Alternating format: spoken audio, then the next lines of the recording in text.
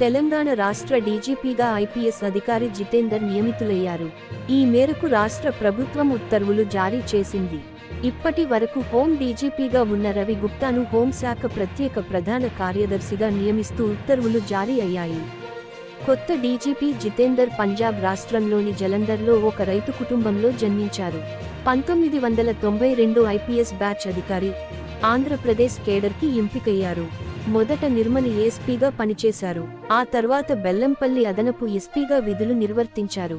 ఆ రోజుల్లో నక్సల్స్ ప్రభావం అధికంగా ఉన్న మహబూబ్నగర్, గుంటూరు జిల్లాల ఎస్పీగా పనిచేశారు.